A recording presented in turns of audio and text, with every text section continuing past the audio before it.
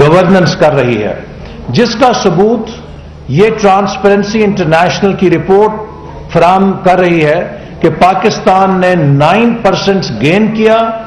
और हमारी 3 साल की मुतवातर इंप्रूवमेंट के नतीजे में, चूंकि पिछले 3 सालों से पाकिस्तान मुसलसल अपनी रैंकिंग्स को इंप्रूव कर रहा है, तो जो बॉटम 1/3 मोस्ट करप्ट कंट्रीज थे, हम उनकी फहरिस्त से निकल के मिडल 1/3 कंट्रीज की फहरिस्त में आ गए हैं। और इंशाल्लाह जैसे मैंने कहा कि हमारा टारगेट और गोल है कि हम टॉप 1/3 कंट्रीज में शामिल हों शफाफियत के लिहाज से, और वो इंशाल्लाह दिन भी बहुत जल्द आएगा अगर ये इस्तेहकाम के साथ और तसलसल के साथ हमारा सफर जारी रहा। इसी तरह आपको मालूम है कि 2013 में पाकिस्तान में 18 घंटे बिजली नहीं थी, 20 घंटे बिजली नहीं थी।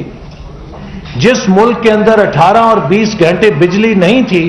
आज वहां 18 और 20 घंटे बिजली मौजूद है। यह रिवर्सल हो गया सूरत हाल का कि जहां 18-20 घंटे लोड शेडिंग होती थी, आज वहां 18-20 घंटे से ज्यादा बिजली है। और पिछले 1 साल से तकरीबन हमारी इंडस्ट्री को अनइंटरप्टेड पावर सप्लाई मिल रही है, जहां 2013 में इसी इंडस्ट्री के बिजली ना होने की वजह से मजदूर सड़कों पर बलवे कर रहे थे और आपकी स्क्रीनों पे वो मनाजिर पेश होते थे जिनसे कहा जाता था कि शायद पाकिस्तान में बिजली की सिविल वॉर होने लगी है। लेकिन आज अल्हम्दुलिल्लाह वही मजदूर जो सड़कों पर गिराव जलाव करते थे, वो अपने कारखानों में मुल्क की पैदावार को बढ़ाने के लिए अपना पसीना बहा रहे हैं। तो ये एक बहुत बड़ी टर्न अराउंड है जो पाकिस्तान ने इकॉनमी में भी देखी है, एनर्जी के महाज में भी देखी है। इसी तरह आपको मालूम है कि 2013 में हमें जब सबसे खतरनाक मुल्क करार दिया जाता था, तो उसके पीछे वो दहशतगर्दी के वाकयात होते थे जो साल में 4,000 साढ़े 4,000 की तादाद में होते थे। आज उस 2013 में कि जब वो दहशतगर्द और इंतहा पसंद ग्रुप चढ़ाई पर थे और रियासत मुहासरे में थी, उससे हम ऐसी सूरत में आए हैं कि जहां रियासत चढ़ाई पर है और वो ग्रोह मुहासरे में और दौड़ पर है,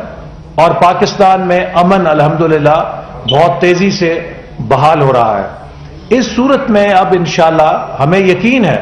कि अगले 1 से 2 साल में हम पाकिस्तान को 6% ग्रोथ रेट की ट्रैजेक्टरी पर डालने में कामयाब हो जाएंगे,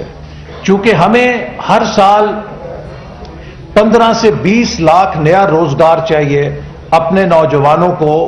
रोजगार फराहम करने के लिए। और यह तभी मुमकिन हो सकता है कि जब हम इस मुल्क की इकॉनमी को 6% से ऊपर ग्रोथ रेट के ऊपर लेके जाएं। और अगर हम ये नहीं करेंगे तो पाकिस्तान के अंदर जो सोशल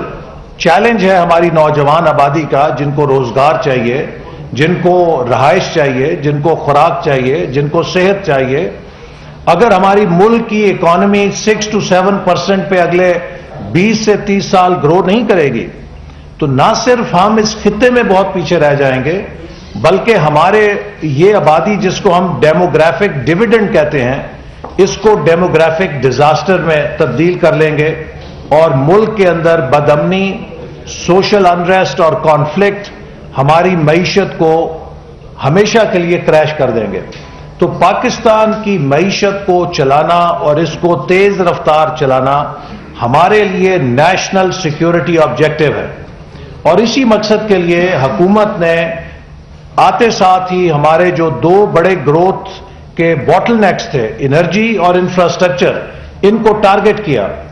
और आपके मालूमात में ये चीज है कि पिछले 3 सालों में वो इंफ्रास्ट्रक्चर की इन्वेस्टमेंट के जो